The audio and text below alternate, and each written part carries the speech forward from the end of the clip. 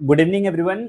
So finally we are live for RPSC PTI grade 1 course. आज हमारा demo lecture रहेगा आपका इस पर्टिकुलर कोर्स के लिए। मैंने थोड़ा देर वेट कर लिया ताकि हमारे साथ बाकी बच्चे जिनको भी जुड़ना है इस फ्री डेमो लेक्चर में जुड़ सकते हैं। आपको मैं आज पढ़ाऊंगा एक टॉपिक पर्टिकुलर सीक्वेंस में स्टार्ट करेंगे और जो भी आरपीएससी पीटीआई ग्रेड 1 का सिलेबस है उसको एक बार हम देखेंगे पहले, फिर स्टार्ट करेंगे पढ़ना। और मैं बाकी बच्चों का भी, क्योंकि ये जो हमारा अभी डेमो लेक्चर है ये ऐप में चल रहा है, डिकोडिंग स्पोर्ट्स ऐप में, तो मैं बाकी बच्चों का वेट कर लेता हूँ, एक बार वो ज्वाइन कर लेते हैं फिर हम स्टार्ट करेंगे पढ़ना।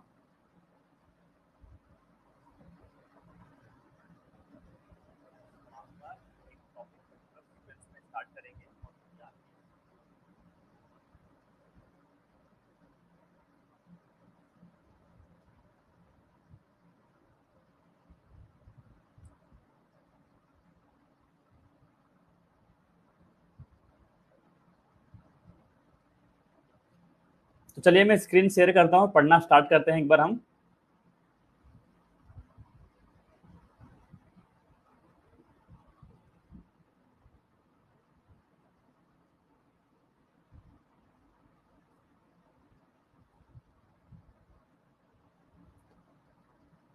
तो अगर हम देखें राजस्थान पीटीआई ग्रेड 1 का ये जो आपका कोर्स रहने वाला है, ये रहने वाला है आपका फिजिकल एजुकेशन पेपर 2 का। आपको पूरी सिलेबस की इंग्लिश मीडियम और हिंदी मीडियम में तैयारी कराई जाएगी। आपको नोट्स दिए जाएंगे हर चीज़ का। आपको कुछ भी बाहर से कोई बुक पढ़ने की जरूरत नहीं है। मैं ही आपको क्वेश्चंस कराऊंगा, मैं ही आपको टेस्ट सीरीज दूंगा, मैं ही आपको नोट्स दूंगा। बस आपको उसको अच्छे से कर लेना है, आपके सारे के सारे क्वेश्चंस आपके एग्जाम में बनेंगे। ठीक है, तो जिन्होंने अभी ज्वाइन किया, गुड इवनिंग एवरीवन। तो जो हमारा कोर्स है पर्टिकुलरली इसके बारे में थोड़ा सा आपको मैं ब्रीफिंग कर देता हूँ फटाफट, क्या क्या चीज़ें आपको इस कोर्स में मिलेंगी। आपको मिलेंगी लाइव क्लासेस चलेंगी डेली रात को 9 बजे से। अगर आप बाय द वे मिस कर दिए तो आपका उसका रिकॉर्डेड लेक्चर मिल जाएगा। प्रिंटेबल नोट्स रहेगा जो कि इंग्लिश और हिंदी मीडियम दोनों में रहेगा। बाइलिंगुअल कोर्स है क्योंकि हमारा।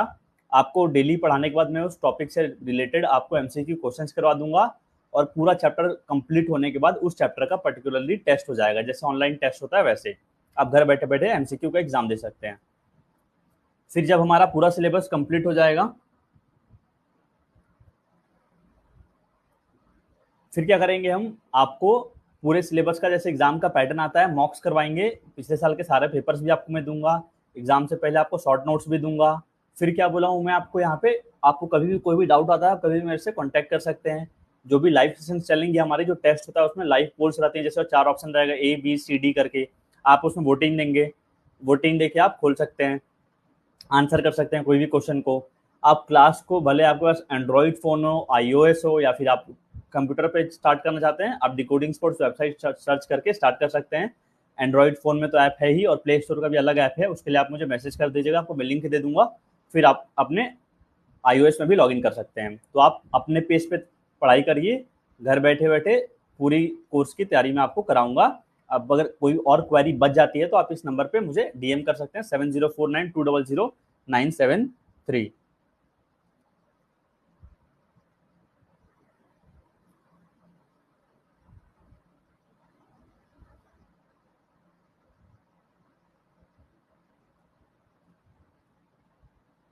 तो कोर्स को जो भी बच्चे ये वीडियो को हमारे यूट्यूब पर देख रहे हैं उनके लिए बता देता हूँ मैं। आपको अगर कोर्स ज्वाइन करना है राजस्थान पीटीआई का तो आपको उस पूरे कोर्स का फीस है सिर्फ 1500 रुपीज़। ठीक है, मात्र 1500 रुपये कोर्स का फीस है, वन टाइम फीस है पूरे आपके एग्जाम तक।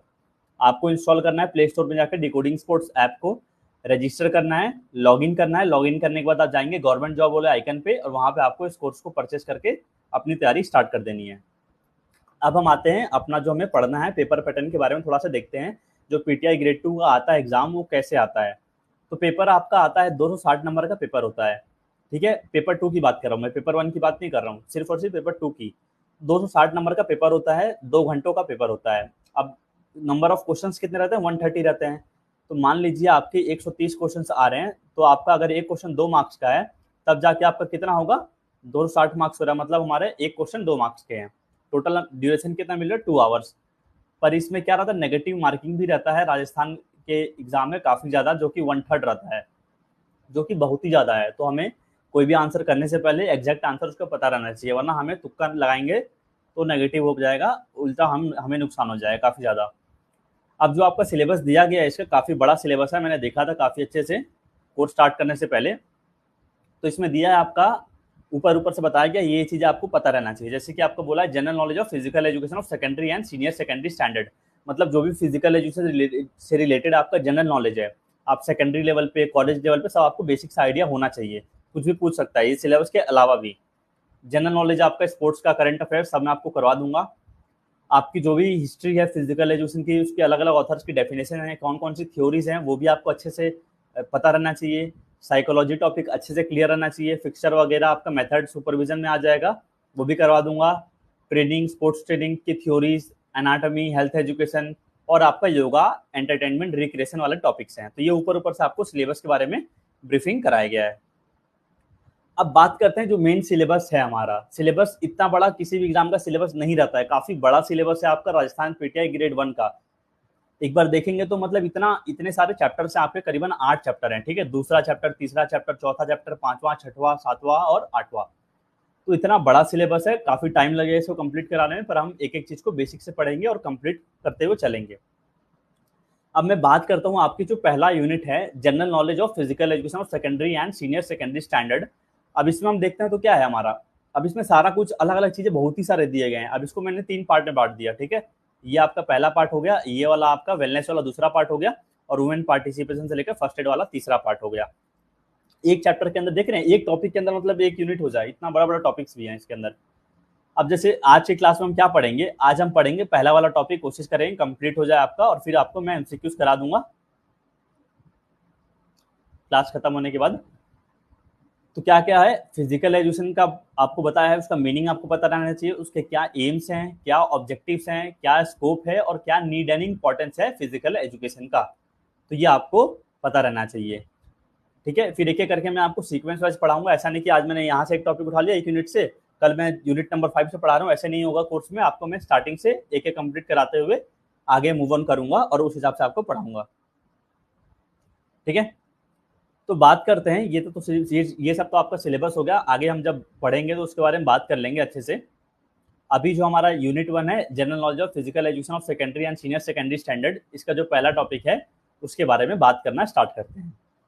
जो आज की क्लास में डेमो लेक्चर में हम पढ़ रहे हैं, फिजिकल एजुकेशन, उसका मीनिंग, उसका एम्स, क्या उसके ऑब्जेक्टिव्स हैं, क्या उसका स्कोप है, क्या उसके नीड एंड इंपॉर्टेंस है। तो इस चैप्टर को देखेंगे, जो मैंने पहला टॉपिक चूज किया है, तो ये देखेंगे काफी मतलब थ्योरेटिकल एस्पेक्ट टाइप है, इतना इंपॉर्टेंट कुछ कुछ डेफिनेशंस वगैरह आ जाते हैं, पर वो डेफिनेशंस तो नहीं, इसमें एम्स है, ऑब्जेक्टिव्स है, कौन से ऑथर ने दिया है, नीड एंड इंपॉर्टेंस, तो ये आंसर राइटिंग टाइप हो गया, मतलब समझने वाली चीजें ज्यादा हैं आज की क्लास में। तो पढ़ना स्टार्ट करेंगे, उससे पहले आपसे मैं पूछ लेता हूँ चैट बॉक्स में सब कुछ क्लियर चल रहा है ना, फिर मैं आपको पढ़ाना स्टार्ट करूंगा। जो भी बच्चे जुड़े हुए हैं हमारे साथ एक बार बता दीजिएगा सब कुछ सही चल रहा है ना।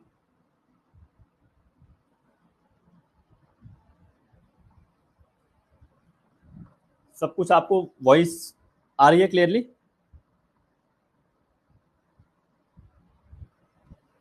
मैं भी एक बार अपने साइड से चेक कर लेता हूँ।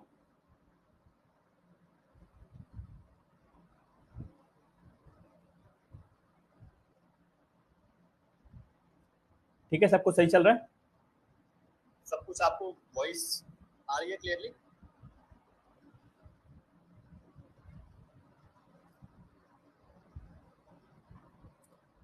ठीक है, तो आपको कोई भी कभी भी कोई भी डाउट होगा तो आप चैट बॉक्स में पूछ लीजिएगा। तो चलिए पढ़ना स्टार्ट करते हैं। मैंने बताया जैसा कि आपको मैं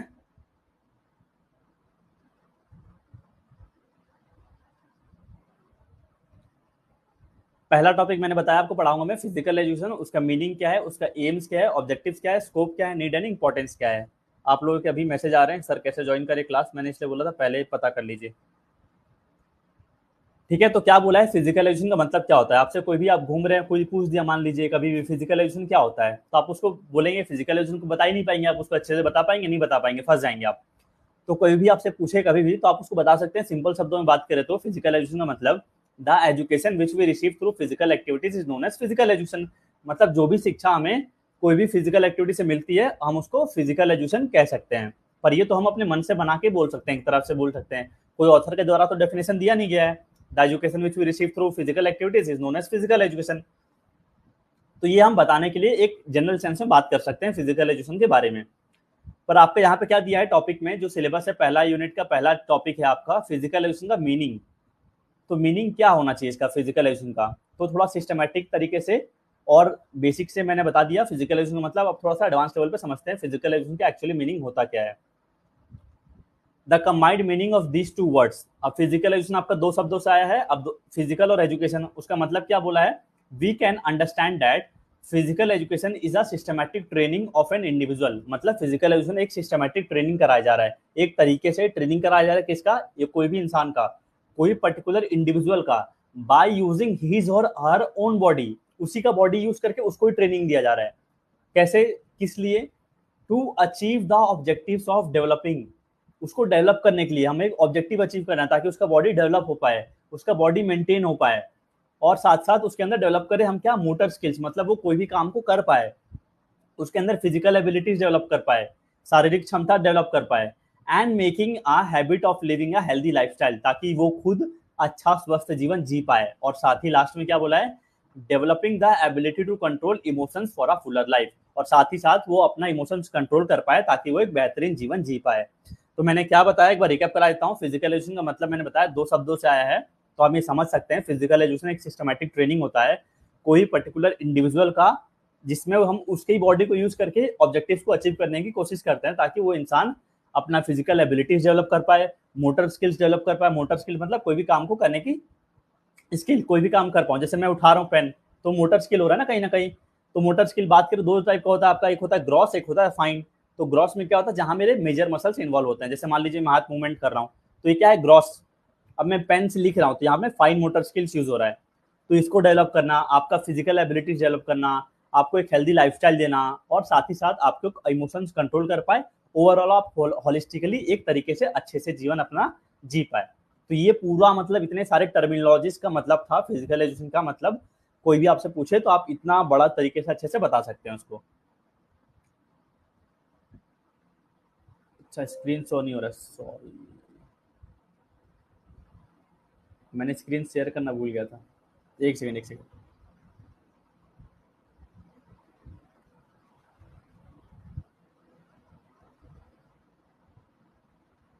ठीक है, अब आपको शो हो रहा होगा स्क्रीन, बता दिया करे कोई प्रॉब्लम आता है तो, मैंने भूल गया, मैं वापस से ऑन करना। ठीक है, तो ये आपका मैंने बताया meaning of physical education.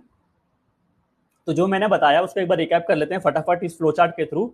Physical education क्या है, तो physical education is the education through using human body as a means. तो फिजिकल एजुकेशन ऐसा एजुकेशन है जो क्या कर रहे हैं हम, कैसे एजुकेशन दे रहे हैं, through our using human body, एक इंसान का ह्यूमन बॉडी यूज करके दे रहे हैं। किस लिए दे रहे हैं, फॉर मेकिंग एन इंडिविजुअल, एक इंडिविजुअल को क्या करना है, उसको मेंटली अलर्ट बनाना है, इमोशनली बैलेंस हो पाए, उस अपना इमोशंस को बैलेंस कर पाए, एक नैतिक सिद्धांतों वाला मॉरल वैल्यूज वाला इंसान बन पाए, सोशली वेल एडजस्ट हो, सोसाइटी में अच्छे से रह पाए, स्पिरिचुअली अपलिफ्टेड हो, धार्मिक अवस्थाएं जो भी उसके अंदर है वो अपलिफ्टेड होना चाहिए, और वो फिजिकली फिट हो पाए। तो ये आपका मीनिंग था पूरा फिजिकल एजुकेशन का। Physical education is the education through using human body as a means for making an individual physically, mentally, socially, morally, socially, spiritually uplifted. तो ये आपको मीनिंग ऑफ फिजिकल एजुकेशन हमारा कंप्लीट हो गया। ये आपको स्लाइड नहीं दिख रहा था, पिछले मैंने शेयर करना भूल गया था स्क्रीन। तो अभी तक हमने क्लास में बात करी है सिर्फ मीनिंग क्या होता है फिजिकल एजुकेशन का। पहले मैंने एकदम बेसिक से बात किया फिजिकल एजुकेशन के बारे में, फिर मैंने थोड़ा सा और ऊपर समझे, और फिर हम फ्लो चार्ट के थ्रू इसका मतलब समझ लिए मीनिंग क्या होता है आपका फिजिकल एजुकेशन का। अब हम बात करेंगे AIIMS and objectives of physical education. अब एम्स में और ऑब्जेक्टिव में फर्क क्या हो जाएगा, एम मान लीजिए मेरा गोल है, मुझे ये अचीव करना है, तो ये मेरा एम हो गया। अब मेरा ऑब्जेक्टिव है वो सीढ़ी हो गई, मतलब क्या क्या छोटे छोटे स्टेप्स में करके उस एम तक पहुंच सकता हूँ। तो ऑब्जेक्टिव होता है उद्देश्य, होता है क्या क्या उद्देश्यों का पालन करके अपने गोल तक पहुंच सकता हूँ, वो मेरा एम हो गया। तो फिजिकल एजुकेशन का मेरा एम क्या हो जाएगा, optimum and wholesome development of individual for complete living. मेरा होलसम डेवलपमेंट हो, होलिस्टिक डेवलपमेंट हो, ताकि मैं स्वस्थ जीवन जी पाऊं। और साथ ही साथ अगर हम थोड़ा सा स्पोर्ट्स के बारे में बात करें तो as well as optimum performance in sports competition, ये भी तो एम है ना मेरा फिजिकल एजुकेशन का। एक तो मेरे को ऑप्टिमम होलसम डेवलपमेंट करे इंसान को, साथ ही साथ उसके जो परफॉर्मेंस है स्पोर्ट्स कॉम्पिटिशन में वो भी लाए। तो ये आपका एम्स हो गया फिजिकल एजुकेशन का। अब इस एम तक पहुंचने के लिए कुछ कुछ और ऑब्जेक्टिव्स हैं जो फिजिकल एजुकेशन मुझे देता है, छोटे छोटे टारगेट्स ये भी डेवलप करता है। तो ये सारे ऑब्जेक्टिव्स हो जाएंगे आपकी, जैसे जो भी मैं नोट्स है सारे एनसीईआरटी के बेस्ड हैं, तो एकदम ऑथेंटिक नोट्स है, ठीक है आपके। तो ऑब्जेक्टिव्स में क्या बोला है, फिजिकल एजुकेशन मुझे क्या क्या ऑब्जेक्टिव्स देता है, थोड़ा जूम कर लेते हैं। ठीक है, क्या बोला है आपका पहला वाला, वैल्यू फिजिकल एजुकेशन, मतलब आप फिजिकल एजुकेशन के बारे में पता करें, आपको वैल्यू कर पाए चीजों के बारे में।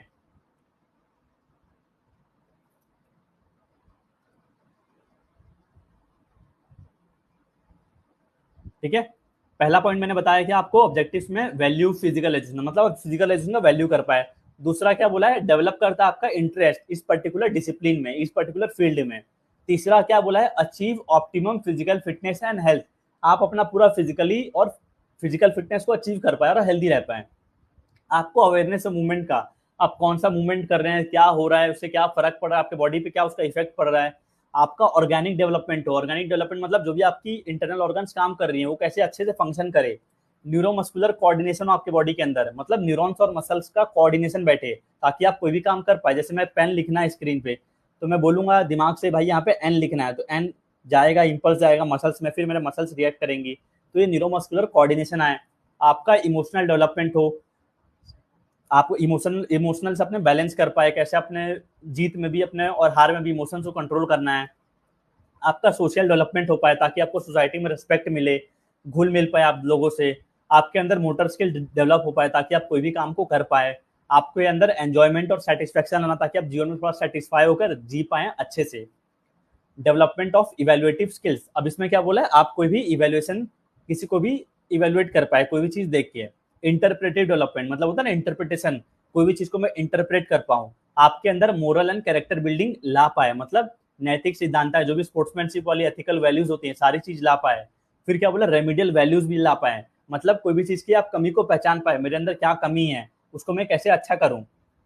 फिर क्या बोला, ऑप्टिमम स्पोर्ट्स परफॉर्मेंस, तो ये तो है ही आपका, स्पोर्ट्स परफॉर्मेंस मुझे अचीव करना ही है। और लास्ट में क्या बोला, इफेक्टिव सिटीजनशिप, आप पूरे सोसाइटी में एक अच्छे सिटीजन बन पाए। तो देखा आपने, मैंने बताया ये एम्स था मेरा, optimum and wholesome development of individual for complete living as well as optimum performance in sports competition. तो ये मेरा एम हो गया था, और छोटे छोटे मैंने जो ऑब्जेक्टिव सेट किए थे ये आपके ऑब्जेक्टिव्स हो गए, यानी कि उद्देश्य। तो ये तो मैंने आपको जनरल सेंस में बताया। जैसे मैंने फिजिकल एजुकेशन के बारे में बताया था, the education which we receive through physical activities is known as physical education. फिर मैं थोड़ा सा एडवांस गया था, फिर आपको फ्लो चार्ट के थ्रू समझाया था। तो ऐसे ही मैंने अभी आपको बेसिक टर्मिनोलॉजी से बताया है, बेसिक सेंस में एम्स एंड ऑब्जेक्टिव्स क्या होता है फिजिकल एजुकेशन का। पर एग्जाम में ऐसा क्वेश्चन तो आता नहीं है कि भाई आपको आंसर राइटिंग तो करना नहीं है वहां जाके। तो क्वेश्चन कैसे पूछता है, ऐसे पूछता है जो अब मैं आपको पढ़ाऊंगा इसके बारे में। तो अब हम बात करते हैं एम क्या होना चाहिए फिजिकल एजुकेशन का। अगर मैं मोटा मोटा तौर पे बात करूं तो the aim of physical education is the wholesome development of an individual. Simple शब्दों में एक लाइन में जो एम होना चाहिए फिजिकल एजुकेशन का, होलसम डेवलपमेंट हो कोई भी पर्टिकुलर इंडिविजुअल का। अब आपका एम दिया है किसने, एक बॉडी ने दिया है, national plan of physical education and recreation. अब इन्होंने अपना एम दिया, ये इंपॉर्टेंट है, एग्जाम में पूछता भी है। According to national plan of physical education and recreation what should be the aim of physical education, या फिर ये डेफिनेशन दे देगा पूरा लाइन में ब्रैकेट में, आपको पहचानना पड़ेगा ये एम किसने दिया है। ठीक है, तो इन्होंने क्या बोला, national plan of physical education and recreation में इन्होंने the aim of physical education must be to make every child physically. इसका एम क्या है, हर बच्चों को हर क्या करना है, फिजिकली फिट करना है, मेंटली फिट करना है, इमोशनली फिट करना है, 3 डोमेन्स की बात करता है। एंड ऑल्सो, और क्या बोला है, and also to develop in him, उसके अंदर ऐसे सच पर्सनल और सोशल क्वालिटीज डेवलप हो पाए जो उसको हेल्प करेगा आगे दूसरों के साथ खुशी रह के हैप्पीली रहने में, और साथ ही साथ उसको हेल्प करेगा ताकि वो एक सोसाइटी में एक अच्छा सिटीजन बन पाए। तो the aim of physical education must be to make every child physically, mentally and emotionally fit, and also to develop in him such personal and social qualities as will help him to live happily with others and build him up as a good citizen। तो ये आपका definition किसने दिया था, ये आपका दिया था aim national plan of physical education and recreation ने। ठीक है,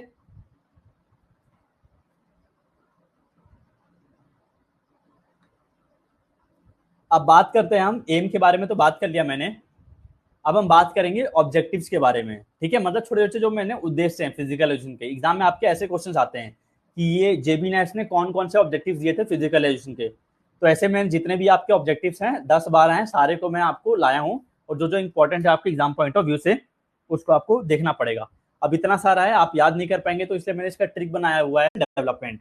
अब न्यूरोमस्कुलर मैंने बताया था आपको क्या मतलब होता है, न्यूरॉन्स और मसल्स का डेवलपमेंट करना। ऑर्गेनिक मतलब आपके जो भी इंटरनल ऑर्गन्स हैं वो कैसे डेवलप हो रहे हैं। इंटरप्रेटिव डेवलपमेंट मतलब आप कैसे चीजों को इंटरप्रेट करके समझ पाए। और चौथा क्या बोला, इमोशनल डेवलपमेंट, आप कैसे अपने इमोशंस को कंट्रोल कर पाए। तो इन्होंने दिए हैं 4। अब मैंने यहाँ पे रेड मार्क किया हुआ है NO ठीक है, नो इन। अब इससे मैं ट्रिक बनाऊंगा, आप देखिएगा। तो नो इन इमोशंस, आपका एन से हो गया न्यूरोमस्कुलर डेवलपमेंट, ओ से हो गया आपका ऑर्गेनिक डेवलपमेंट, इन से हो गया आपका इंटरप्रेटिव डेवलपमेंट, और इमोशन से हो गया आपका इमोशनल डेवलपमेंट। तो ये ऑब्जेक्टिव दिया आपका जेबी नैश ने, ठीक है, नो इन इमोशंस। ऐसे करके याद करेगा तब आपको याद होगा ऑब्जेक्टिव, नहीं तो याद नहीं कर पाएंगे, क्योंकि काफी सारे ऑब्जेक्टिव्स हैं जो अलग अलग ऑथर्स ने दिया हुआ है। ठीक है, अब आते हैं हम दूसरे ऑब्जेक्टिव पे जो दिया है चार्ल्स ए बूचर जी ने। इन्होंने भी 4 चीजों के बारे में बात करी है। पहला क्या है आपका फिजिकल डेवलपमेंट, मतलब आप इजीली समझ पा रहे हैं फिजिकल डेवलपमेंट मतलब क्या हो जाएगा। फिर क्या बोला, cognitive and mental development. Cognitive मतलब आप कैसे चीजों को समझ रहे हैं, आपकी अंडरस्टैंडिंग पावर कितनी है, ठीक है, मेमोरी लेवल कैसी है। एंड मेंटल डेवलपमेंट, तो ये दूसरा हो गया। तीसरा क्या इन्होंने दिया, मोटर एंड मूवमेंट डेवलपमेंट, मतलब जो भी आपका मूवमेंट हो रहा है डेवलप हो, और आपके अंदर मोटर कोई भी काम को करने की एबिलिटीज डेवलप हो, मोटर पावर आए। और चौथा क्या बोला, सोशल डेवलपमेंट, मतलब सोसाइटी में घुल मिलकर रह पाए। तो इन्होंने 4 ऑब्जेक्टिव दिया है चार्ल्स ए बूचर जी ने। क्या क्या, physical development, cognitive and mental development, motor and movement development और सोशल डेवलपमेंट। तो इसको कैसे याद करें, ट्रिक्स के थ्रू देखते हैं। सोशल साइंस वाले पीसीएम से डरते हैं, ऐसा चार्ल्स सर कहते हैं। तो यहाँ चार्ल्स से आ गया, आपका ऑथर का नाम मिल गया चार्ल्स। तो सोशल साइंस, तो यहाँ से मैंने सोशल उठा लिया, सोशल से हो गया मेरा सोशल डेवलपमेंट। सोशल साइंस वाले पीसीएम होता है ना सेमेस्टर, आपका सब्जेक्ट फिजिक्स केमिस्ट्री मैथ्स। तो पी से हो गया मेरा फिजिकल डेवलपमेंट, सी से हो गया मेरा कोग्निटिव एंड मेंटल डेवलपमेंट, और एम से हो गया मेरा मोटर एंड मूवमेंट डेवलपमेंट। ठीक है, से डरते हैं ऐसा चार्ल्स सर कहते हैं। कौन कहता है, चार्ल्स सर कहते हैं। तो ये आपका ट्रिक हो गया इसको याद करने का, ये ऑब्जेक्टिव को जो दिया गया है चार्ल्स से बूचर जी के द्वारा। अब हम बात करेंगे तीसरा ऑब्जेक्टिव के बारे में जो दिया गया है एडवर्ड एफ वोल्टमर के द्वारा। अब इन्होंने भी 4 ऑब्जेक्टिव आपकी दी है। पहला कौन सा है, फिजिकल डेवलपमेंट, दूसरा है आपका मोटर डेवलपमेंट, तीसरा है नॉलेज एंड अंडरस्टैंडिंग डेवलपमेंट, चौथा है आपका सोशल एंड इमोशनल डेवलपमेंट। ठीक है, तो फिजिकल डेवलपमेंट तो क्लियर है आपका, फिजिकली डेवलपमेंट हो रहा है। मोटर डेवलपमेंट मतलब आपको कोई भी एबिलिटीज आ रही है ताकि आप कोई भी काम को कर पाए।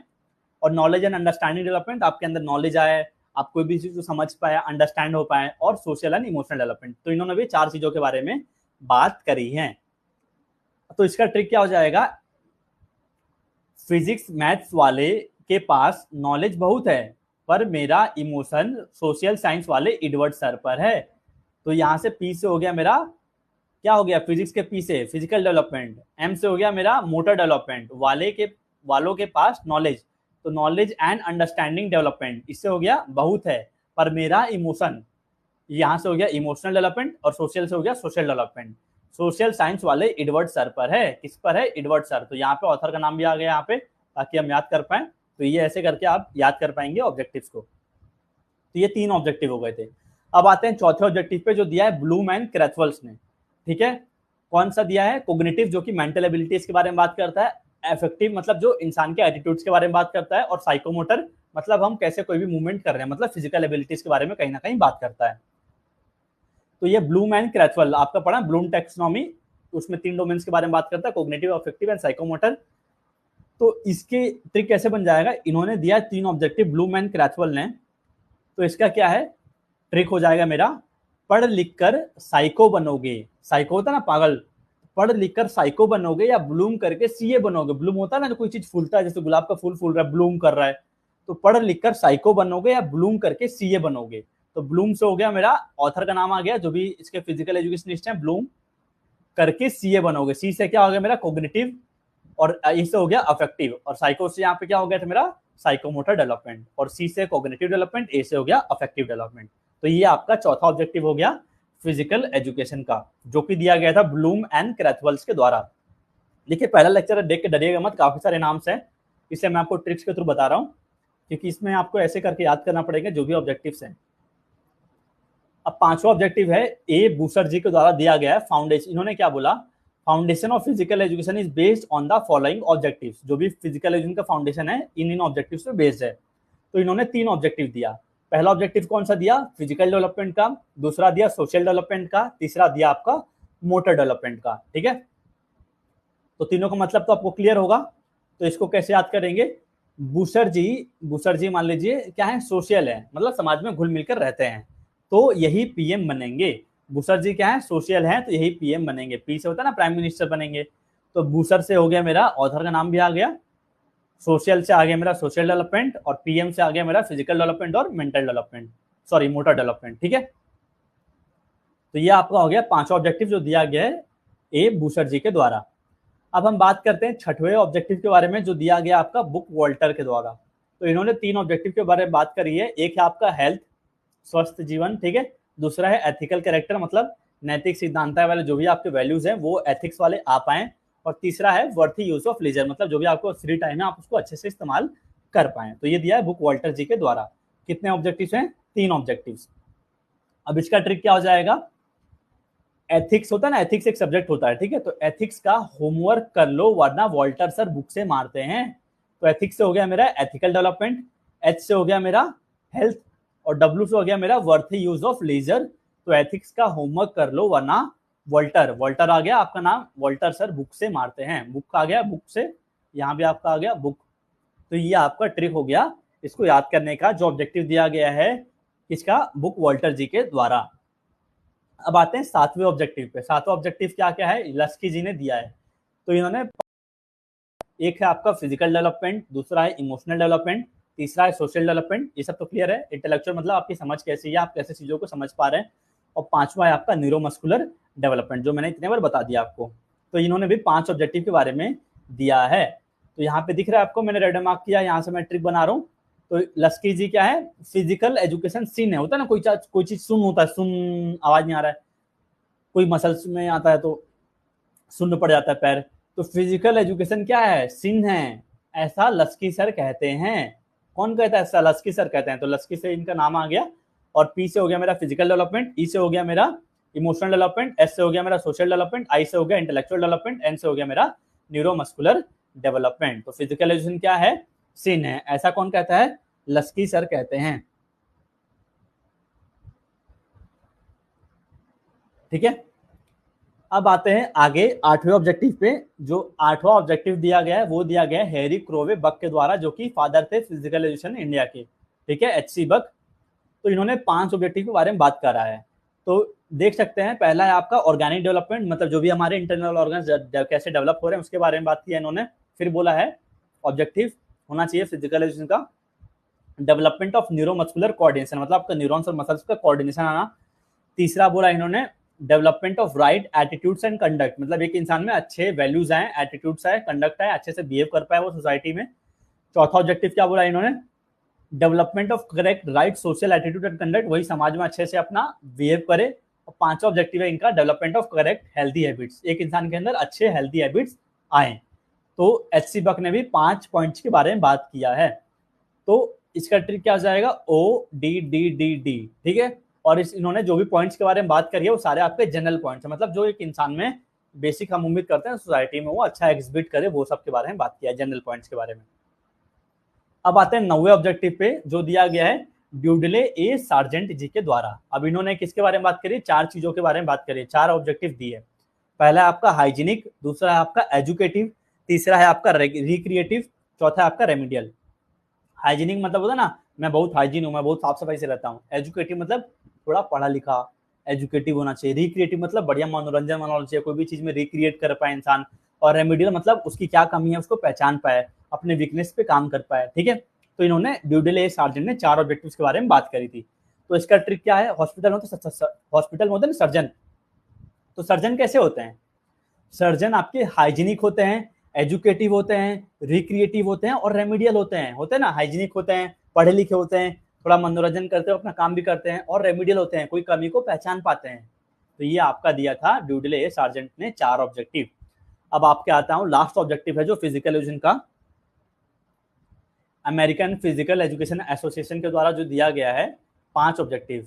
पहला है आपका फिजिकल फिटनेस के बारे में होना चाहिए इंसान के पास, दूसरा है mental health and efficiency, mental health हमारा अच्छा रहना चाहिए और अच्छे से फंक्शन करना चाहिए वो। सोशल मोरल कैरेक्टर, हम अच्छे सोसाइटी में मोरल एथिकल वैल्यूज के साथ जिए। चौथा है आपका इमोशनल एक्सप्रेशन एंड कंट्रोल, हमारा इमोशनल एक्सप्रेशन अच्छा होना चाहिए। और पांचवा है आपका एप्रिसिएशन, हमें किसी को अप्रिशिएट करना भी आना चाहिए। तो ये आपका ऑब्जेक्टिव दिया है अमेरिकन फिजिकल एजुकेशन एसोसिएशन ने, 5 ऑब्जेक्टिव, ठीक है। तो ये 5 ऑब्जेक्टिव है, तो इसका ट्रिक आप बना लीजिएगा, ये मैं आपके लिए छोड़ता हूँ क्योंकि लास्ट था मेरा ऑब्जेक्टिव। तो इसी के साथ मेरा जो आज की क्लास का पहला टॉपिक का पहला पार्ट था फिजिकल एजुकेशन का, हमने क्या पढ़ा अब तक, फिजिकल एजुकेशन का मीनिंग पढ़ा और उसके एम्स पढ़े और उसके ऑब्जेक्टिव्स पढ़े। तो देख सकते हैं आपको मैंने क्या क्या पढ़ाया, ये सारे आपके जो जो ऑथर्स ने दिए हैं वैसे वैसे मैंने पढ़ा दिए सारे आपको, इससे बाहर से कुछ भी क्वेश्चन नहीं छूटेगा, ठीक है। फिजिकल एजुकेशन का मैंने पहले मीनिंग बताया, फिर आपको उसके एम्स बताया, फिर आपको उसका ऑब्जेक्टिव बताया। अब हम बात करेंगे स्कोप क्या है फिजिकल एजुकेशन का।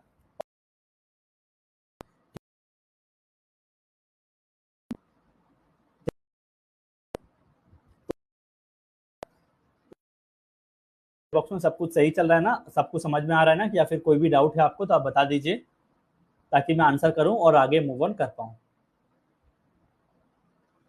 ठीक है, तो अगला टॉपिक हम उसके बाद पढ़ना स्टार्ट करेंगे आपका स्कोप ऑफ फिजिकल एजुकेशन, और उसके बाद लास्ट टॉपिक होगा नीड एंड इंपॉर्टेंस, फिर हम कुछ एमसीक्यूज कर लेंगे और क्लास को यहीं पे एंड करेंगे। क्लियर है आप लोगों को यहाँ तक? कोई बफरिंग इश्यूज, कुछ भी स्क्रीन में कुछ भी प्रॉब्लम तो नहीं आ रहा है? आप एक बार बता दीजिए मुझे।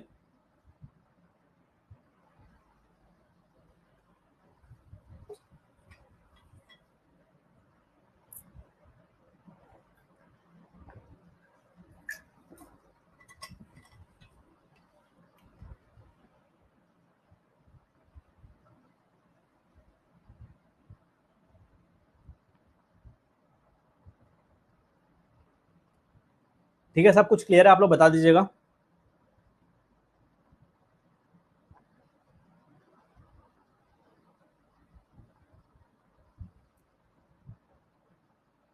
अगर आपको कुछ पूछना भी रहता है ना तो आप अपना हैंड रेस कर सकते हैं, फिर वहां पे आपको मैं माइक ऑन करने का ऑप्शन दे दूंगा, तो फिर आप अपना माइक भी ऑन कर पाएंगे, ठीक है, अगर आपको वैसा कुछ पूछना हो तो। नहीं तो आप चैट बॉक्स में सिंपली कम्युनिकेट कर सकते हैं। आगे पढ़ना है और आपको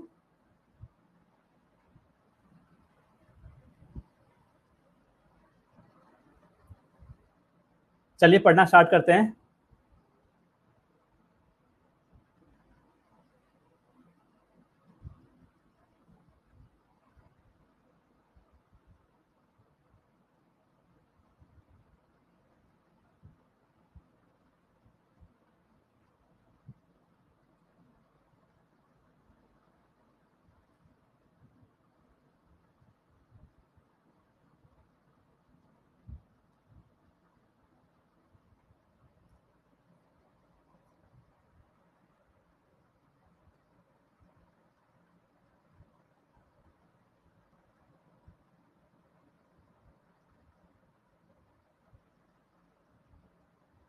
ठीक है, कोई भी इश्यूज आते हैं ना लाइव क्लास में तो आप बता दिया करें, ठीक है, क्योंकि बारिश आजकल ज्यादा हो रहा है, काफी ज्यादा, तो नेटवर्क इश्यूज रह रहे हैं काफी ज्यादा।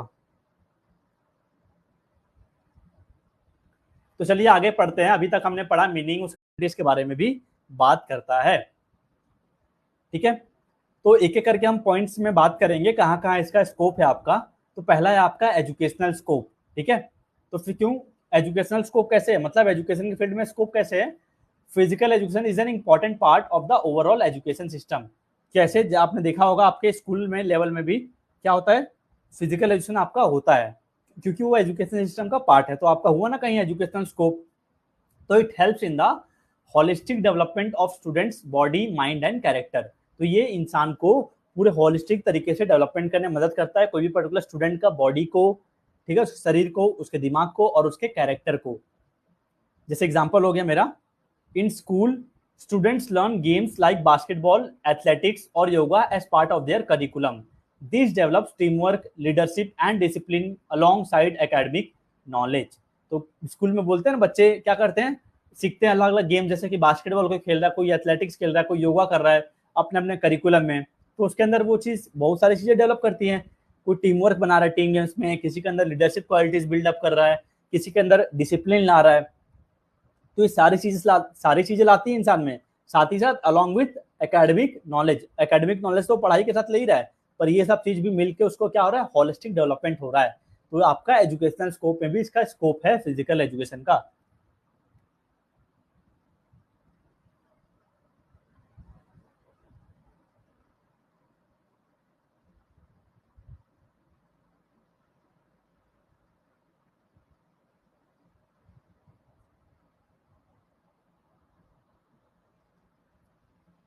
अब हम बात करेंगे दूसरे स्कोप के बारे में, जो है हमारा हेल्थ एंड फिटनेस स्कोप। मतलब हेल्थ और फिटनेस में क्या स्कोप है। आप लोगों ने देखा होगा आजकल कैसा हो रहा है, मॉडर्न लाइफस्टाइल सबका कैसा हो रहा है, इतने सारे लोगों को प्रॉब्लम्स हो रहे हैं। कैसे? ओबेसिटी हो रहा है, किसी को डायबिटीज हो रहा है, किसी को स्ट्रेस इतना ले रहे हैं। तो इतने सारे नए नए प्रॉब्लम्स इवॉल्व हो रहे हैं, जो भी हमारा आजकल का जनरेशन है। तो क्या करता है फिजिकल एजुकेशन, तो फिजिकल एजुकेशन प्रोवाइड्स एक्सरसाइजेस। होता है ना, हम इतने सारे एक्सरसाइजेस सीखते हैं, फिटनेस ट्रेनिंग के कोर्सेज कर सकते हैं, एंड वेलनेस प्रोग्राम्स होते हैं, जिससे हम लोगों का एक अच्छा हेल्थ मेंटेन करवा सकते हैं। तो जो भी बड़ी बड़ी कंपनीज होती है ना, जैसे आपका गूगल, इन्फोसिस, तो ये क्या करते हैं, अपने ऑफिस में जिम बनवा देते हैं, योगा सेंटर बना देते हैं, वेलनेस सेंटर बना देते हैं, सेशंस रखते हैं, ताकि जो उनके एम्प्लॉयज हैं अपना हेल्दीनेस बिल्डअप कर पाए, प्रोडक्टिव अपना एफिशिएंसी के साथ काम कर पाए, ताकि उनका दिमाग और मस्तिष्क जो भी है उनका अच्छा रहे। तो यहाँ पे भी आपका हेल्थ एंड फिटनेस में स्कोप है फिजिकल एजुकेशन का। तीसरा है आपका रिक्रिएशनल स्कोप, मतलब मनोरंजन वाला स्कोप। तो क्या बोला है, it provide opportunities for recreation and relaxation through sports. ठीक है, ये आपको अपॉर्चुनिटीज प्रोवाइड करता है फिजिकल एजुकेशन, क्या चीज का, रिक्रिएशन कराने का, रिलैक्सेशन देने का। होता है ना कि आज मान लीजिए राफ्टिंग हो रहा है, आप जाते हैं ऋषिकेश में, तो क्या है, सब मनोरंजन का तो है, और कहीं ना कहीं हमारी एडवेंचर एक्टिविटीज क्या है, फिजिकल एजुकेशन का पार्ट ही है, जिससे हमें रिलैक्सेशन मिलता है। आउटडोर एक्टिविटीज होगा, जैसे बंगी जंप हो गया आपका, जो भी एडवेंचरस गेम्स हो गए, जैसे मान लीजिए आप कोई ट्रैकिंग कर रहे हैं, स्विमिंग कर रहे हैं, साइकिलिंग कर रहे हैं, तो ये सब क्या होता है, लोग इससे अपना माइंड को रिफ्रेश कर लेते हैं, जो भी उनका हेक्टिक वर्क शेड्यूल होता है। ठीक है, तो आपका रिक्रिएशनल में भी आपका स्कोप है। चौथा जो बात करेंगे वो है साइकोलॉजिकल स्कोप, मतलब मनोवैज्ञानिक दायरा। यहाँ पे भी आपका फिजिकल एजुकेशन का काफी ज्यादा स्कोप हो चुका है। आप देखेंगे ना, कोई भी टीम जाती है आजकल खेलने, तो इतने सारे कंट्रीज होती हैं, सबका परफॉर्मेंस का लेवल सेम रहता है, पर कई जगह साइकोलॉजी फर्क डालता है, तो वहां पे भी आपका साइकोलॉजिकल स्कोप है। इसीलिए आजकल साइकोलॉजिस्ट को हायर किया जाता है, कोई भी टीम्स खेलने जाती है बाहर अच्छे लेवल पे, तो टीम के साथ एक एक साइकोलॉजिस्ट भी जाता है। तो sports and physical activities reduces anxiety, depression and stress while improving confidence and emotional stability।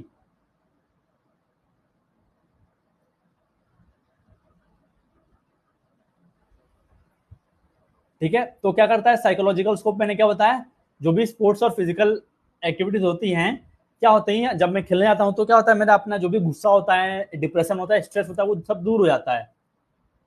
क्यों? क्योंकि जो भी मेरा नेगेटिव एनर्जी होता है वो गेम्स के थ्रू निकल जाता है। ठीक है, तो लास्ट में क्या होता है आपका, उससे हमारा कॉन्फिडेंस बढ़ेगा, मैं अच्छा फील कर पाऊंगा। जो मेरा इमोशंस खराब था, घर में कुछ प्रॉब्लम चला था, तो मेरे अंदर इमोशनल स्टेबिलिटी आ जाएगी। जैसे मान लीजिए ड्यूरिंग कोविड-19 lockdown many people practice yoga and home workouts to reduce stress and maintain mental health. Covid time होता है ना, बहुत ही प्रचलन हो गया था, भाई इम्यूनिटी खराब है सबका, प्रैक्टिस करो, योगा करो, होम वर्कआउट करो, आपका कम स्ट्रेस रहेगा और आपका हेल्थ अच्छा रहेगा। तो यहाँ भी साइकोलॉजी में भी आपका स्कोप है इसका। अब बात करते हैं सोशल स्कोप के बारे में, मतलब समाज में, सोसाइटी में क्या इसका स्कोप है। तो physical education help develop social values, जैसे कि कोऑपरेशन, मैं आपस में कोऑपरेट कर पाऊँ, दूसरों के लिए रेस्पेक्ट ला पाऊँ, फेयर प्ले, टॉलरेंस, कोई भी चीज को टॉलरेट कर पाऊँ, तो ये सब चीज भी आपका डेवलप करता है। तो इन टीम गेम्स जैसे कि football, volleyball, players from different backgrounds work together promoting unity and social harmony. तो अलग अलग टीम होता है ना, कि अलग अलग जगह से हम खेलने आए हैं, एक मिलकर एक टीम की तरह काम करते हैं और अपना हार्मोनी देते हैं। तो ये आपका सोशल स्कोप हो गया फिजिकल एजुकेशन का। अब बात करेंगे करियर स्कोप, मतलब इसके क्या क्या करियर स्कोप है। तो करियर की संभावनाएं क्या क्या है, हमारी करियर अपॉर्चुनिटीज अलग अलग है, आप देख सकते हैं।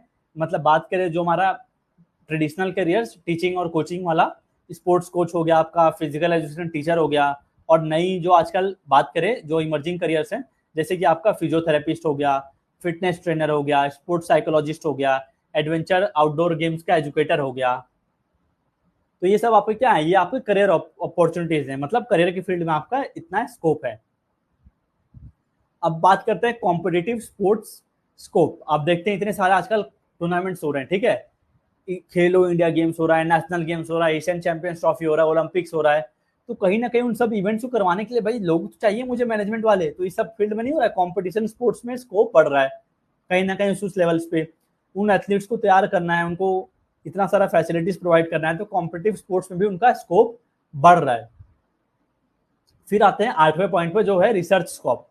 रिसर्च के फील्ड में कैसे स्कोप बढ़ रहा है, क्या हो रहा है, टाइम पर टाइम हमें अलग अलग नई नई रिसर्च होते जा रही है। क्यों हो रही है, क्योंकि इंप्रूवमेंट आते जा रहा है। देख रहे हैं कोई भी आजकल जूता बनाना है, एरोडायनेमिक्स होना चाहिए उसमें, तो क्या कैसे पता चलेगा कि मुझे इस जूते को पहनने से फायदा होगा स्पोर्ट्समैन को, कम वेट पड़ेगा, अच्छा मूवमेंट हो पाएगा।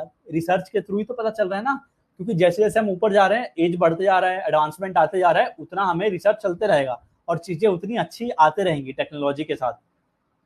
तो there is a continuous research in all areas like sports science, biomechanics, nutrition and exercise physiology. सारे फील्ड में स्कोप आपका रिसर्च चल रहा है। जैसे मान लीजिए क्रिकेट एनालिस्ट जो होता है, बायोमैकेनिकल रिसर्च का यूज करते हैं ताकि बॉलिंग एक्शन इंसान का पता कर पाए, उसका हैंड स्विंग कैसा है, कौन से एंगल पे उसका बॉल रिलीज हो रहा है, तो ये सारी चीजें, ताकि उसको इंजरी कम हो। तो ये सब हमें कैसे पता चल रहा है, रिसर्च के थ्रू ही पता चल रहा है। तो यहाँ भी इसका फिजिकल एजुकेशन का रिसर्च का स्कोप है। अब हम बात करेंगे इंक्लूसिव स्कोप के बारे में। मतलब इंक्लूसिव मतलब क्या, सबको हम इंक्लूड करके खेले। मान लीजिए जो एबल्ड बच्चा हो, मतलब नॉर्मल इंसान हो, और कोई डिसेबल्ड स्पेशली एबल्ड बच्चा हो, जो भी डिसेबिलिटीज वाले बच्चे हैं, तो सबको क्या करें, इंक्लूड कर पाया। देख सकते हैं आपका पैरा गेम्स चलता है, पैरा ओलंपिक्स चल रहा है, तो इसमें भी तो आपका स्कोप है ना। तो आप देख सकते हैं पैरालंपिक गेम्स क्या करता है, प्लेटफॉर्म प्रोवाइड करता है डिफरेंटली एबल्ड एथलीट्स को। जैसे आपका मरियप्पन थंगावेलु था, जो आपका टोक्यो ओलंपिक्स में गोल्ड मेडल आया था हाई जंप में। तो ये सब क्या है, इस फील्ड में भी आपका फिजिकल एजुकेशन का स्कोप है। और 10वां है आपका सर्विस प्रोग्राम। सर्विस प्रोग्राम मतलब जो भी हमारी हेल्थ, मतलब मान लीजिए कम्युनिटी सेंटर्स हो गए, अलग अलग की जा रहे हैं, आप लोगों को जागरूक कर रहे हैं, तो ये सब हमारे सर्विस प्रोग्राम्स के अंदर आ जाएंगे। जैसे रिक्रिएशनल प्रोग्राम करा रहे हैं कोई सोसाइटी में, ताकि लोगों का दिमाग अच्छा रहे, कोई हेल्थ फिटनेस रन करा दिए, फिटनेस वीक करा दिए, ऐसे ऐसे जो भी सर्विसेज प्रोग्राम हो रही है, यहाँ भी आपका स्कोप रहता है फिजिकल एजुकेशन का। तो ये सारे हमारे हो गए स्कोप। तो इतने सारे मैंने स्कोप बताए। ये सब थोड़ा सा आपको थ्योरेटिकल एस्पेक्ट के टाइप है, ठीक है, एक बार कहानी की तरह सुन लेंगे तो इसको समझ जाएंगे, इसमें ज्यादा कुछ समझने वाला है नहीं। तो जो भी हमने 10 स्कोप के बारे में बात करा, अगर हम उसका निष्कर्ष निकाले, कंक्लूजन निकाले, तो क्या हो जाएगा, the scope of physical education is multi dimensional, मतलब अलग अलग फैला हुआ है अलग अलग फील्ड्स में। तो it develops a personal, physically, mentally, socially and emotionally, हर एस्पेक्ट्स में डेवलप कर रहा है, हर डोमेन्स में। तो it prepares individuals for healthy living, meaningful leisure, competitive excellence and professional career. तो हमें हेल्दी रहना सिखा रहा है, अपना लाइफ को अच्छे से मनोरंजन से जी पाए, कॉम्पिटिटिव वर्ल्ड में सर्वाइव कर पाए, और प्रोफेशनली अपना परस्यू कर पाए करियर इस फील्ड में। तो ये सारे आपके स्कोप थे फिजिकल एजुकेशन के। कोई प्रॉब्लम हो रहा है क्या, नेटवर्क इश्यूज हो रहा है क्या? अभी मैंने बता दिया आपको स्कोप के बारे में। अब मैं बताऊंगा आपको नीड एंड इंपॉर्टेंस, जो आज के क्लास का लास्ट टॉपिक रहेगा। फिर हम कुछ एमसीक्यूज कर लेंगे जो भी इस टॉपिक से बनते हैं। जो भी जुड़े हुए हैं हमारे साथ, कोई प्रॉब्लम हो रहा है क्या, नेटवर्क इश्यूज कुछ भी?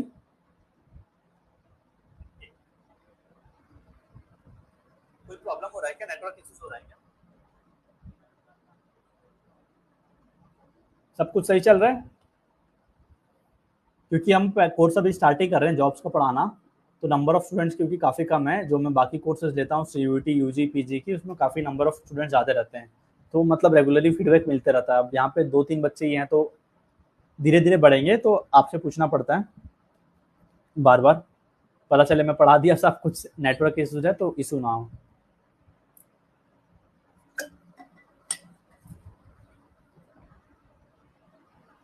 देखिए आज का क्लास ऐसा ही है, मैं कुछ कर नहीं सकता, क्योंकि बोरिंग टाइप है आज का क्लास देखा जाए तो। क्यों? क्योंकि हम हिस्ट्री के बारे में पढ़ रहे हैं, क्या इंपॉर्टेंस है, नीड है, ठीक है। अब जो टॉपिक में आपका सिलेबस में दिया हुआ है, मैं उसी हिसाब से पढ़ाऊंगा ना आपका।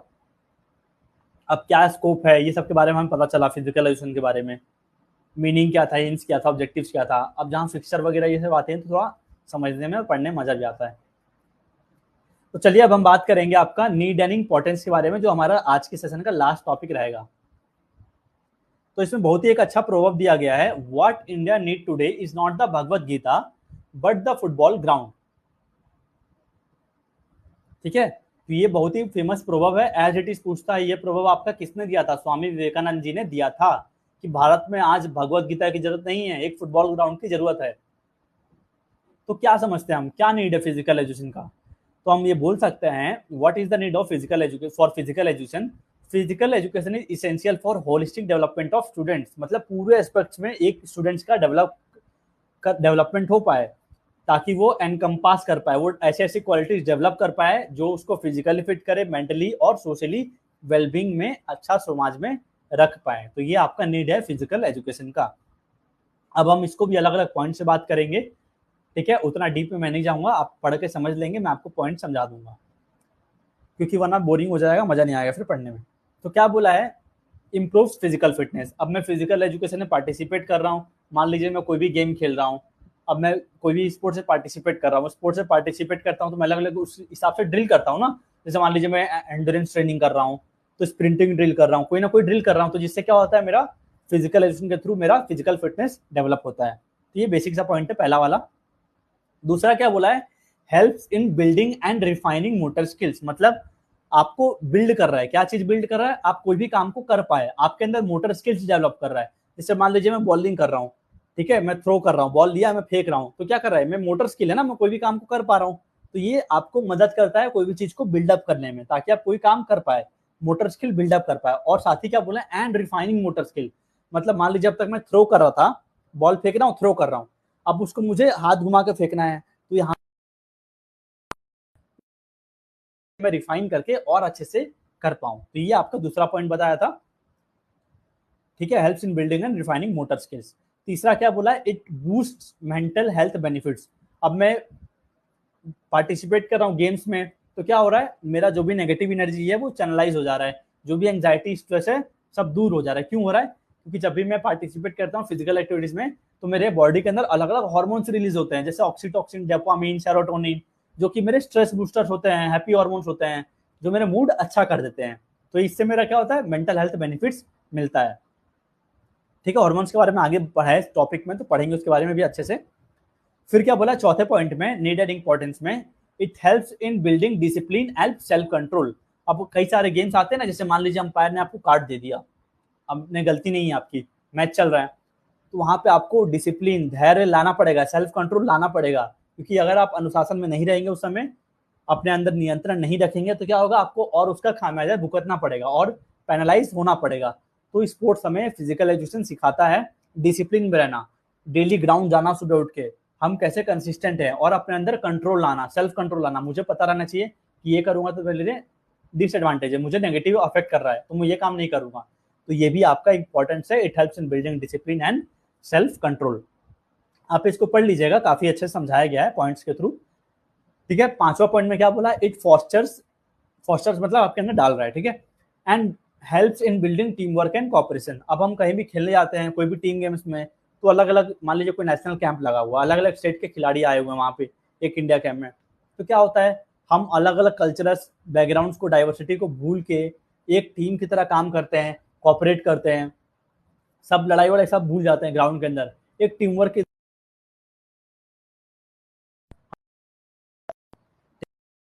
वॉलीबॉल प्लेयर्स मान लीजिए क्या कर रहे हैं, अब एग्जीक्यूट करेगा, स्पाइक बना रहा है, शटर आपका बॉल बना रहा है, तो कोऑर्डिनेशन होगा तभी तो, कि बॉल किसको बनाएगा, वहां पे पता चलो कोई प्लेयर ही नहीं है, बॉल बना दिया। तो हम ये सब करते करते इतना कोऑर्डिनेशन आता है, जिससे मेरा टीम वर्क, सारा चीजें बिल्डअप होती हैं स्पोर्ट्स में। छठवा क्या बोला, helps in building leadership skills.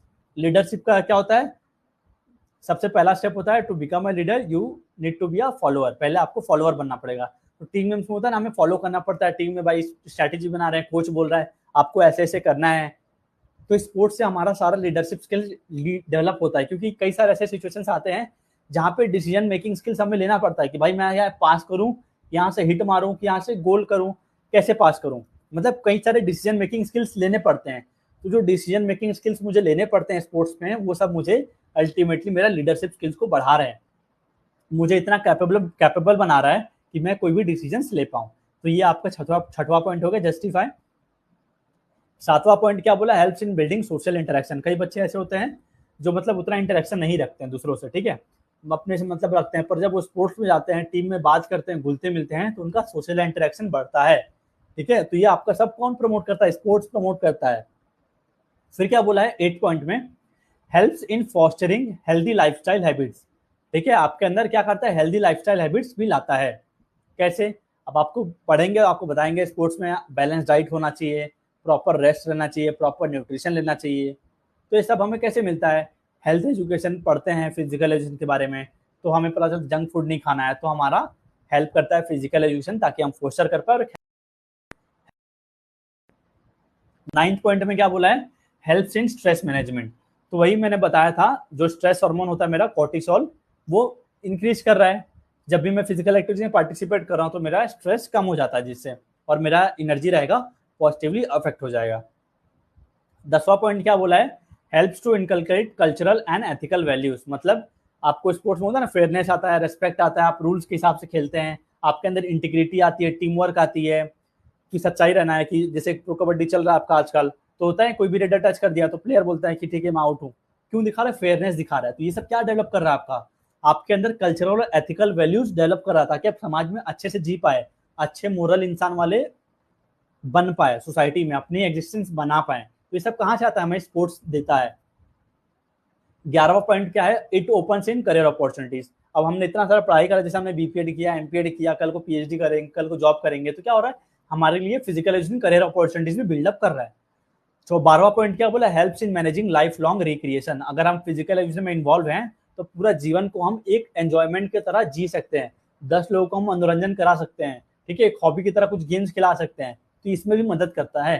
तो ये सारे हो गए आपके need and importance of physical education.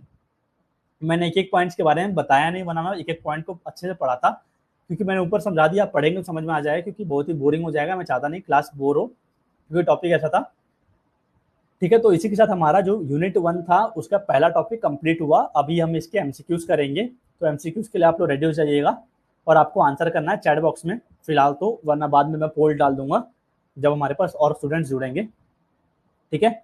जो भी इस टॉपिक से रिलेटेड एमसीक्यूज क्वेश्चंस हैं वो आपको करने हैं, मैं स्क्रीन पर आपको क्वेश्चन दिखा दूंगा, आप आंसर करिएगा, ठीक है। तो चलिए स्टार्ट करते हैं। आप लोग को आंसर करना है, जो भी बच्चे जुड़े हुए हैं हमारे साथ। तो पहला क्वेश्चन है आपका, विच of the following is not an objective of physical education. ध्यान से पढ़िए क्वेश्चन को, क्या पूछा? नॉट पूछा है, मतलब निम्नलिखित में से कौन सा शारीरिक शिक्षा का उद्देश्य नहीं है। 4 ऑप्शन दिए गए हैं, physical development, social development, spiritual development, या फिर इमोशनल डेवलपमेंट। चलिए आंसर करिए आप लोग, जो भी बच्चे जुड़े हुए हैं, मैं वेट कर लेता हूँ आपका। गलत हो सही हो आंसर करते चलिए, सिंपल सा क्वेश्चन नहीं है तो खैर, कि कौन सा ऑब्जेक्टिव नहीं है फिजिकल एजुकेशन का। तो बेसिक सा देखिए, अगर हम एलिमिनेशन मेथड से क्या क्या होना चाहिए, कौन सा नहीं होना चाहिए। देखिए होने को तो चारों होना चाहिए कहीं ना कहीं, पर कौन सा नहीं होना चाहिए क्वेश्चन के हिसाब से अगर हम समझेंगे, फिजिकल डेवलपमेंट तो भाई 100% होगा, सोशल डेवलपमेंट भी होगा कहीं ना कहीं, टीम वर्क ये सब आ जाएगा, तो इमोशनल डेवलपमेंट भी होगा, क्योंकि हम अपना इमोशंस कंट्रोल करना सीखते हैं। तो आंसर क्या हो जाएगा मेरा? स्पिरिचुअल डेवलपमेंट, मतलब आध्यात्मिक विकास, ठीक है। आपका स्पिरिचुअल कहीं ना कहीं ये आपका थोड़ा सा अलग हो जा रहा है, ऑड वन आउट हो जा रहा है, बाकी होना तो चारों चाहिए था, ठीक है। अब दूसरा क्वेश्चन है आपका, इसको स्टेटमेंट वाला है, आप पहचानिएगा और आंसर करिएगा। पहला स्टेटमेंट में क्या बोला है? Physical education helps in the development of leadership qualities, ठीक है, फिजिकल एजुकेशन मदद करता है मुझे लीडरशिप क्वालिटीज को डेवलप करने के लिए, पहला स्टेटमेंट। दूसरा स्टेटमेंट क्या बोला है? Participation in teams games and sports does not influence social behaviour, मतलब जब मैं खेल में पार्टिसिपेट कर रहा हूँ तो एक सोशल बिहेवियर मेरा इन्फ्लुएंस नहीं हो रहा है। तो कौन सा होना चाहिए? पहला दूसरा दोनों सही है, पहला सही है दूसरा गलत है, पहला गलत है दूसरा सही है, या फिर दोनों गलत है आपके। तो क्या होगा आपका इसका आंसर? आंसर कर दीजिएगा आप लोग। ध्यान से समझिए क्वेश्चन को, एक बार अच्छे से पढ़िए, बहुत ही सिंपल सा क्वेश्चन है, समझ जाएंगे। तो पहला तो मैंने अभी बताया था, फिजिकल एजुकेशन आपका लीडरशिप क्वालिटी डेवलप करने में मदद करता है, तो पहला तो स्टेटमेंट बिल्कुल 100% सही है। दूसरा स्टेटमेंट में क्या बोला है? Participation in team games and sports does not influence social behaviour, क्या ये इन्फ्लुएंस नहीं करता है सोशल बिहेवियर? भाई मैंने पढ़ाया इतने देर से कि सोशल डेवलपमेंट में मदद करता है, और यहाँ पे क्या दिया? डज नॉट दिया है, तो ये क्या हो जाएगा? ये मेरा गलत हो जाएगा, ठीक है। तो क्या हो जाएगा आंसर मेरा? ऑप्शन नंबर बी हो जाएगा, statement 1 is true but statement 2 is false. अब आते हैं तीसरे क्वेश्चन पे, physical education is a fundamental right of every citizen. ये आपका कौन से क्या चीज में इंक्लूड है, कौन से चार्टर में? बहुत ही कॉमन है, बहुत सारे एग्जाम्स में पूछा भी गया ये question. Physical education is a fundamental right of every citizen. WHO के कैरेक्टर में दिया गया है, स्नाइप्स के एक कैरेक्टर में दिया गया है, या फिर ministry of human resource development के चार्टर में दिया गया है, या फिर यूनेस्को के चार्टर में दिया हुआ है? अगर आपको पता है तो बताइए, नहीं तो मैं फिर आपको आंसर बता दूंगा इसका। WHO में हो गया मतलब आपका वर्ल्ड हेल्थ ऑर्गेनाइजेशन, स्नाइप्स मतलब हो गया society for national institute of physical education and sports, फिर MHRGC हो गया united nation education scientific cultural organization. इसका आंसर क्या हो जाएगा मैं बता दूं, मैं देख पा रहा हूँ चैट बॉक्स। तो ये आपका दिया गया है यूनेस्को चार्टर में, physical education is a fundamental right of every citizen. ठीक है, आपका सही आंसर आया। चलिए लास्ट क्वेश्चन है शायद ये, the objective of physical education are. क्या क्या ऑब्जेक्टिव होना चाहिए फिजिकल एजुकेशन का? 5 दिया गया है, आपको ऑप्शंस भी देखने हैं और उस हिसाब से आइडेंटिफाई करना है। ऐसे क्वेश्चंस कभी भी आए ना, सबसे पहले ये देखा करिए कौन सा नहीं होगा, उसको काटिए और फिर ऑप्शन देखिए। तो यहाँ पे क्या क्या दिया गया है? ऑर्गेनिक डेवलपमेंट, मैंने बताया था इंटरनल ऑर्गन्स मेरे डेवलप हो रहे हैं। दूसरा मैंने बताया हेल्थ डेवलपमेंट। तीसरा है आपका सोशल डेवलपमेंट। चौथा है आपका एकेडमिक डेवलपमेंट। पांचवा है आपका इमोशनल डेवलपमेंट। तो अगर हम देख रहे हैं ऑप्शंस को तो मुझे क्लियरली दिख रहा है कि पहला भी सही है एक तरह से, दूसरा भी सही है, तीसरा भी सही, चौथा एकेडमिक डेवलपमेंट कहीं ना कहीं ऑड वन आउट पता चल रहा है, मतलब ये नहीं लग रहा है। तो आंसर क्या होना चाहिए? 1, 2, 3 और 5। कौन सा ऑप्शन में दिया है? आपका यहाँ दिया है 1, 2, 3 और 5, ऑप्शन नंबर डी में। ठीक है, तो ये आपका कंप्लीट हुआ वो वाला क्वेश्चन। एक और क्वेश्चन है, इसको भी आंसर करेगा। Physical education is unique because it contributes to which of the learning domains. Physical education क्या बोला? यूनिक है। क्यों यूनिक है? क्योंकि ये कौन कौन से लर्निंग डोमेन्स में कंट्रीब्यूट करता है। तो कौन कौन से डोमेन्स की यहाँ पे बात की जा रही है आपको ये बताना है। 3 डोमेन्स होता है, आपको पता रहना चाहिए। ठीक है, मैंने पढ़ाया भी था आज के ऑब्जेक्टिव में, अगर आपको याद होगा तो। कोग्निटिव, अफेक्टिव, ट्रेट या फिर साइकोमोटर। कोग्निटिव मतलब संज्ञानात्मक, मतलब मैं कैसी समझ रहा हूँ, कहीं ना कहीं मेंटल से रिलेटेड है। अफेक्टिव मतलब मेरे वैल्यू से रिलेटेड है। ट्रेट मतलब इंसान का लक्षण टाइप हो गया। साइकोमोटर कहीं ना कहीं मूवमेंट से रिलेटेड है। तो कौन सा होगा इसका आंसर? मैंने बताया था ना, ब्लूम एंड क्रैथवेल ने दिया था, ब्लूम करके साइको बनोगे या सीए बनोगे, वो वाला cognitive, affective and psychomotor trick से। तो क्या हो जाएगा answer? Cognitive, affective and psychomotor. तो आंसर क्या हो जाएगा? 1, 2 एंड 4। ठीक है, 1, 2 एंड 4 आपका हो गया आंसर। तो इसी के साथ हमारा आज का डेमो लेक्चर जो बेसिकली था और हमारे कोर्स का पहला वीडियो था। जो भी बस से जुड़ना चाहते हैं, डिकोडिंग स्पोर्ट्स ऐप को इंस्टॉल करिए, उसमें रजिस्टर करिए, लॉगिन करिए, गवर्नमेंट जॉब वाले आइकन में जाइए और कोर्स को परचेस करके अपना तैयारी स्टार्ट कर सकते हैं। डेली रात को 9 बजे लाइव क्लासेस होंगी इसकी। कोर्स की फीस रहेगी सिर्फ 1500 रुपीज़। तो अभी तक हमने क्या पढ़ लिया? आपका पहला यूनिट मैंने आज की क्लास में पढ़ाया, पहले यूनिट का पहला टॉपिक जो हमारा था। बाकी क्लासेस में हम आगे की टॉपिक्स पढ़ेंगे। आप देख सकते हैं मैंने काफ़ी बेहतरीन आगे के भी नोट्स प्रिपेयर करना स्टार्ट कर दिए हैं। आपको एक एक चीज़ की अच्छे से नोट्स में प्रिपेयर करके तैयारी करवा दूंगा, अगर आप हमारे साथ जुड़कर इसमें तैयारी करना चाहेंगे तो। ठीक है, जो भी बच्चे जुड़े हुए थे हमारे साथ, आपको कुछ पूछना हो तो आप पूछ सकते हैं, नहीं तो हम आज के लाइव सेशन को यहीं पे एंड करेंगे। That was all for today.